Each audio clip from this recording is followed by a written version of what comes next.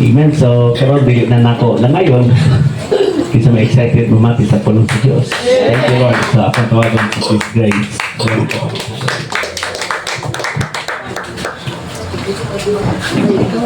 Praise God. Hallelujah. May gabi sa tanan. Ako sa mga pag-ampo nga, ang Ginoo gid ang mamuhat karon kagabi. Kay on the spot gid ni. Kay ganila pa ko gingnan ni pastora pero ang Ginoo gid ang mamuhat. So dili ni ako karon, kundi ang Ginoo na jud kong mouthpiece sa Ginoo. So bago ta magsugod, mag-ako sa tatoy do ko ang mga ulo. Praise God, hallelujah. Lord, salamat kay ni kagabi ang Ginoo. Diin ang privilege yun ako, Ginoo, nga makashare sa imong pulong, Ginoo. Lord, imo adjud ko, Ginoo, nga panudlanan, Ginoo. Kung unsa man ang kaalam nga naa ka nako, Ginoo, Lord, i-empty kini, Ginoo. Kung dili pulihin kini kaalam nga nagagikan kanimo, Ginoo. Lord, karong kagabion, Ginoo, ako ginapangayo, wisdom, knowledge, and understanding, Panginoon, sa imong pulong, Ginoo. Lord, ikaw ang nasayod sa matag usa nga sitwasyon. Wala akong kabalo sa matag usa nga sitwasyon nga ginadala-dala karon, Ginoo. Pero ikaw gid, Ginoo, makig-istorya sa matag usa. Lord, kining tanan, Ginoo, ako ginapasidunggan jud ka nako karong kagabion. Nga ikaw jud ang matuboy, Ginoo. Kining tanan, Ginoo, akong gipasalamatan sa imong pangalan na si Jesucristo. Amen. Praise God, no, kulbaan jud ko. Kamot jud niya akong hubak, no, nakatasan jud ko taman. So, ano po ni siya, basta, kaya napawalihon gani ko, mutukar jud ni siya. Siguro, mas stress ako, alam kong emotional stress. So, praise God, no. Wala ko kabalo sa matagusa sama sa akong ikuan ganina nga kitang tanan aduna jud kay ginadala-dala nga battle sa atong kinabuhi. Wala ko kabalo sa mga sitwasyon sa matagusa, even ako naapod ko yung mga pagsulay nga giagian, pagsulay nga giatubang. Kung dili ang matagusa gid adunay giatubang nga pagsulay. So nga atong istoryahan karon ay ang inyong mga testimony puro man pagsulay. Trials. Mo na itong isgutan karon pagsulay.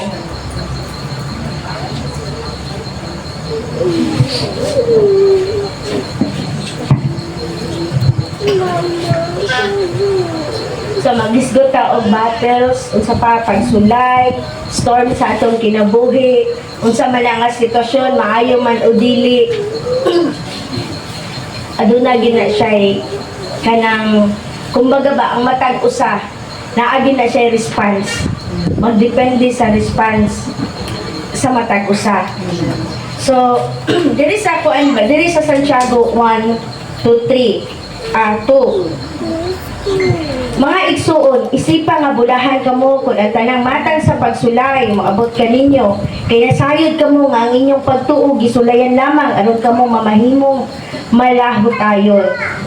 So ang tanan day natong pagsulay adunay purpose. Sa usa ka Kristohanon, ang mga pagsulay, mga trials sa atong kinabuhi, usa na siya kadaugan. Dili ka pildihan, kung dili kadaugan. Ngano man kay diri masulayan sa mga pagsulay nga moabot sa ato mas kinaasa man nga area sa atong kinabuhi, daghang klase nga pagsulay. Sulayan ka sa relationship, sulayan ka sa imong bana, sulayan ka sa imong mga anak, financial, sa trabaho, labi na sa ubang tao.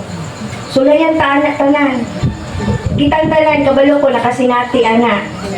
So, ang giingon din sa usa ka believers, gisulayan ta adunay mga pagsulay kay sulayan ang pulong nga gitanong diha sa inyong kasing-kasing. Sa mga pagsulay nga atong gi-encounter, makonsequence man o pagkabubuton sa Ginoo, aduna jud na siya kanang ginasulayan ta ba kung unsaon na to pag-response. Kitang tanan aduna naman tay mga pulong.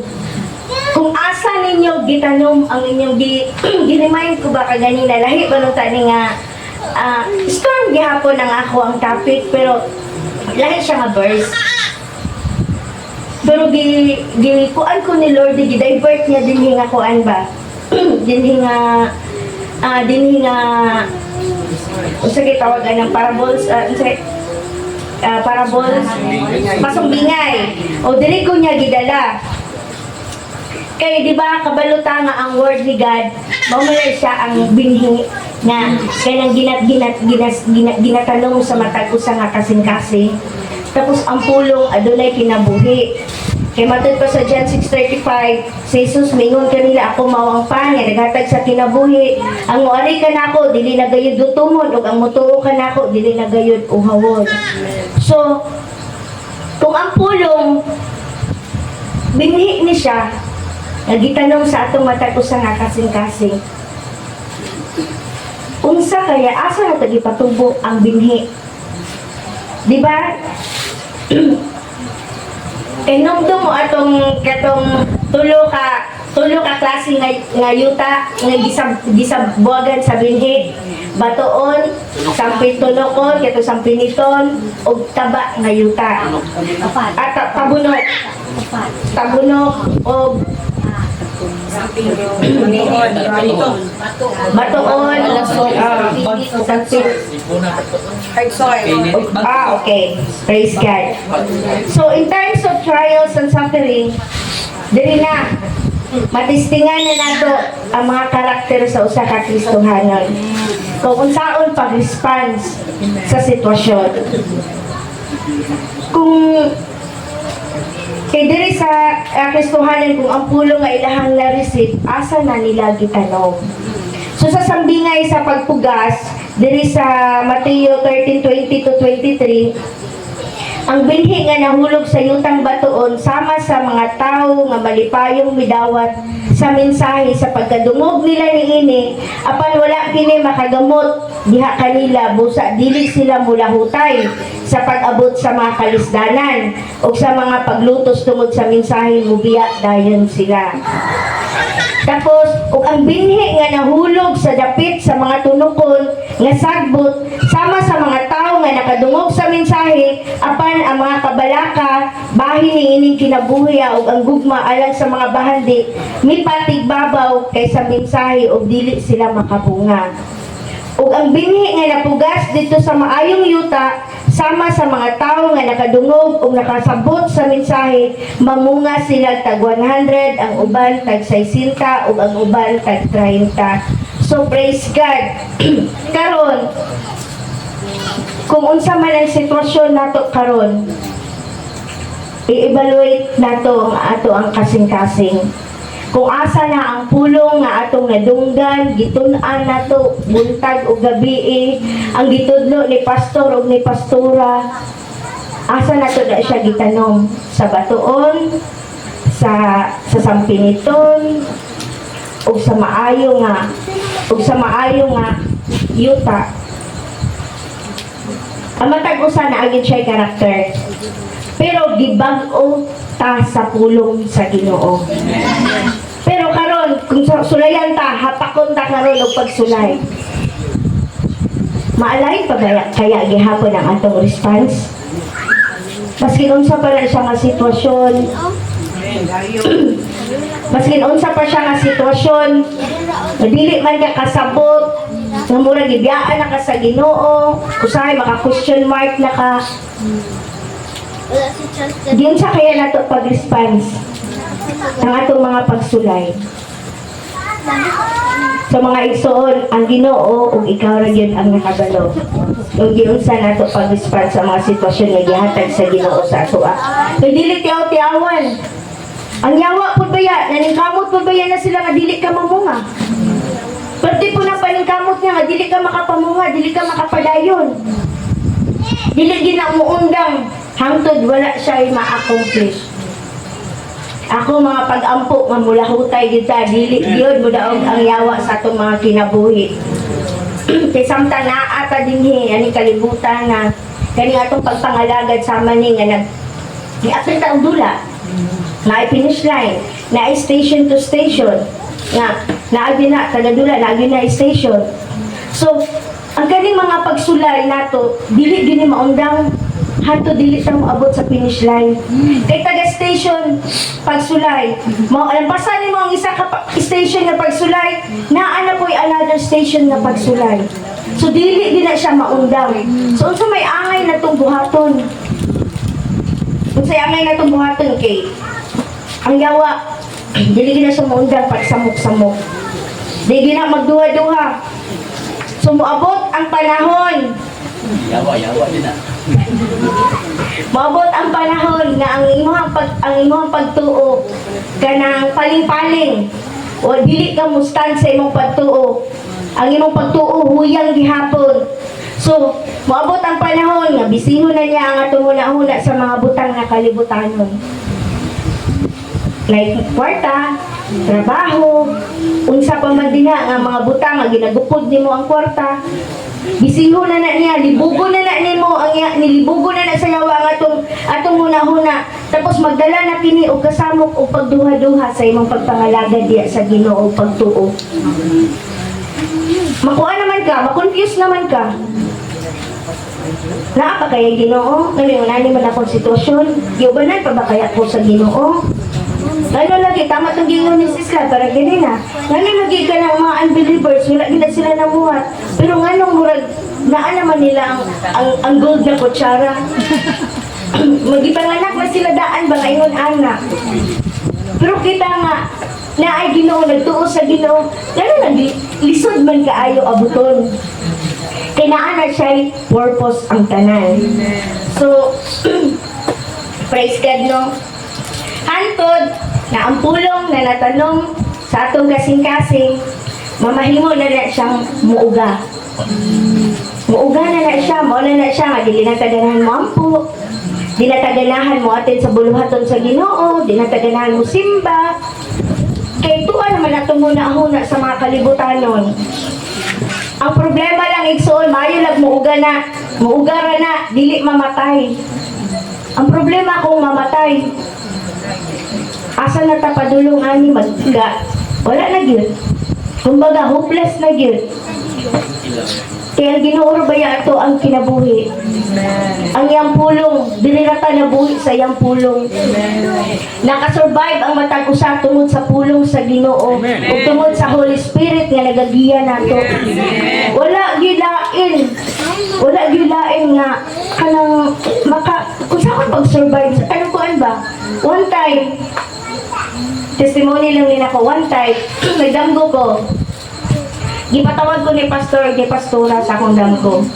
Tapos gipangutana ko ni pastor kung saan pag-survive sa tao. Yan ako nga, ang Ginoo, kay kung uhawon ko, iya kong paimnon. Kung gutomon ko, iya kong pakaunon. So ni anak ko, mau bitaw mo to, nakamata ko ni anak ko, tinuod bitaw nung unsaon pag-survive sa tao. Kaya ang imong kwarta, dili na makapa-extend sa atong kinabuhi. Kung dili, ang Ginoo lang yun. Wala yun tayo laing saligan. Kung dili, makasurvive lang yun ang tao. Tungod na siya'y Ginoo. Amen. Praise God, no? Pero kung ang pulong natalong kini sa tambok na yuta, mutubo kini, o mamunga kini, o kung sa may bunga ni. Amen. Mabunga kini o fruit of Holy Spirit. Pangutana ko, sa panahon sa imong pagsulay, naa pa ba kay kalipay? Thank you, Lord. Malipay pa ba ka? Thank you, Lord. Sa panahon nga gisulayan ka, aduna pa ba kalinaw ang imong pamilya? Thank you, Lord. Aduna pa ba kay pasensya? Kindness, gentleness, goodness, faithful pa ba ka sa Ginoo?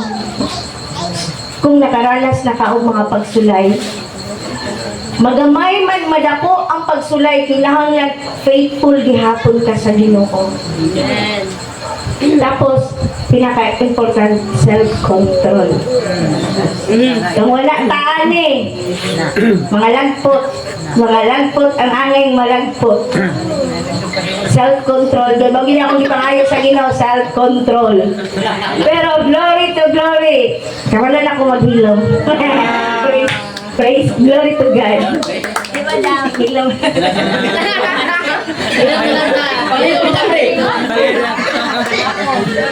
Kamalaw na akong hilom gamay. Gamay pala. Pero glory to glory. Ginapangayo ginala ko sa Ginoo nga makuan lang yun ako na maplansa na ginala ko. Praise God. Pero ang nakalindot lang sa usa ka Kristohanon mga igsoon. Sa panahon nga siya gisulayan.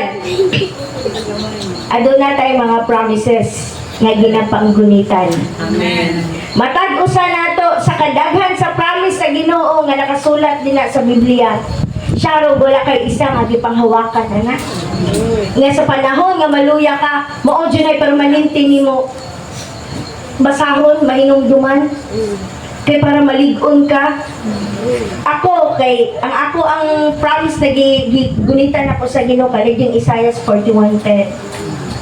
Ayaw ka hadlok, kay uban ako kanimo.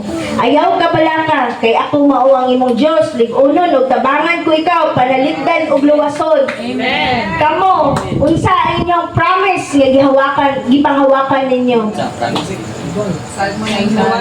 Amen. Praise God.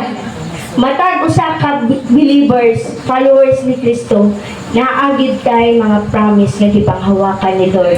Kay mao ginatong kanang kumbaga baga ba mo natong weapon nga makasurvive ta, makastand ta sa panahon nga gikuso-kuso ta sa bagyo.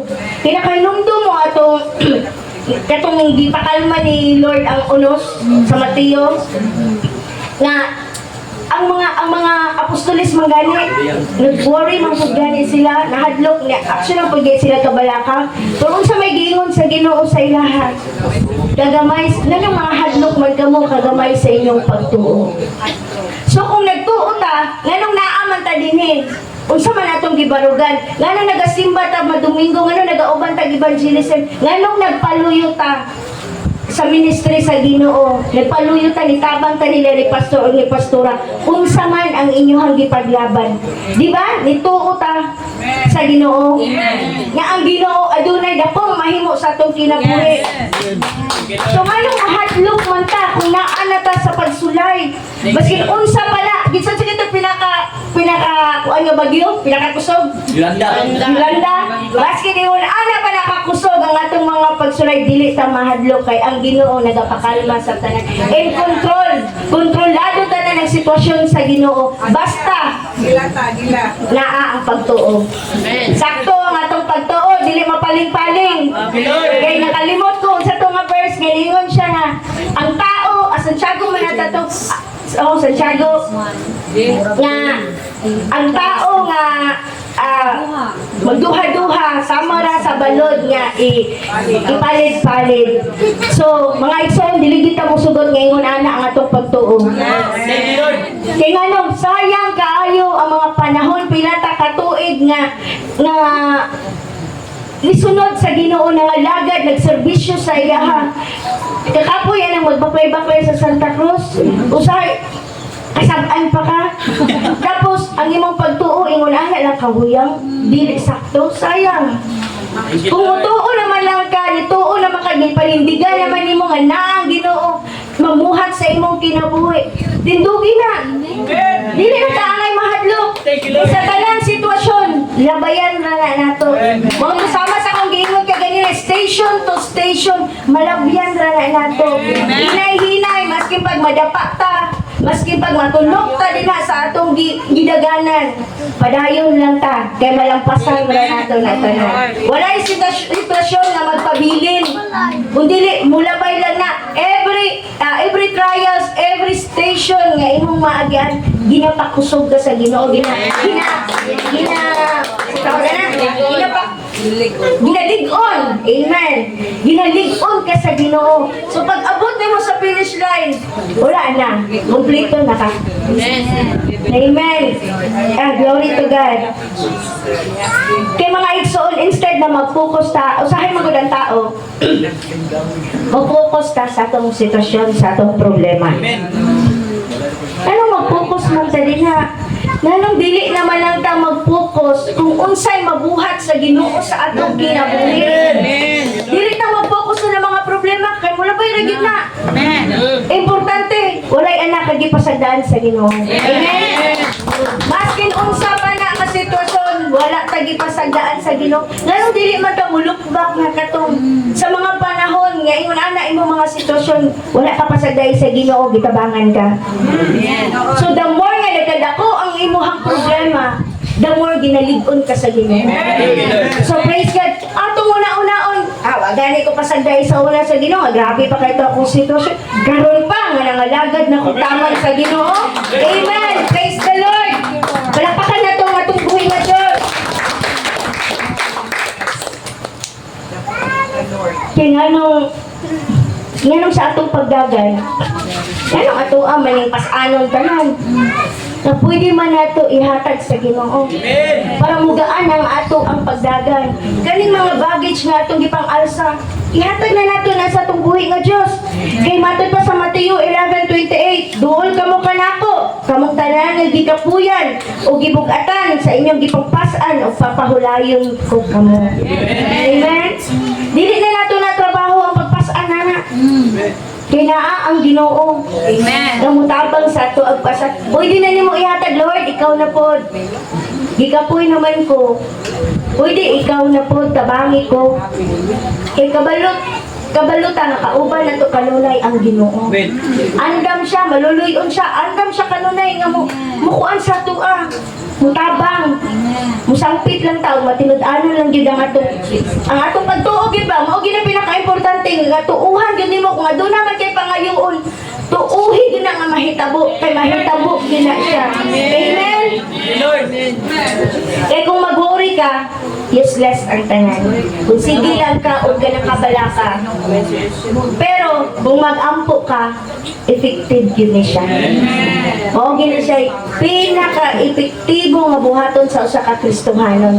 Kaya nakabala ka, mabala ka, magyutano, kaya naapang mata sa tawhanon. Pero ayaw, pareha atong giwali ni Pastora kagahapon. Nga i-overcome nimo imong kabalaka, imong kahadlok sa imong faith. Yes. Dapat muda ko ang mas mutaas ang imong faith kaysa sa imong worry. Then although wala nato nakuha ang atong wants ha. Wala nato nakabot ang atong wants, pero gi-provide sa Ginoo ang atong needs. Amen. Praise the Lord. So, mao na mga igsoon, mao gid ni akong ang hinaot ko nga matag ko sa adunay ano na gid nato ang atong faith. Kaya ang pinaka-importante kung naatay kung unsa man ang inyong gi-desire sa inyong kasing-kasing karon gipangayo sa Ginoo ginaluhod tagagabi panindi tuuhin na nga ihatag gina sa Ginoo. Kay mahitabo gina siya pero naagi season. Naay kapanahonan, batod pa sa Ecclesiastes. Panapanahon. Dili ta na natong pag-ampo, makuha dayon nato. Kung dili, ang Ginoo ang nakabalo, kung ganos ready na ka mo mudawat anak nga panalangin. So praise God no. Ako lang yung ang tanan dungo maghimaya, ibalik sa Ginoo.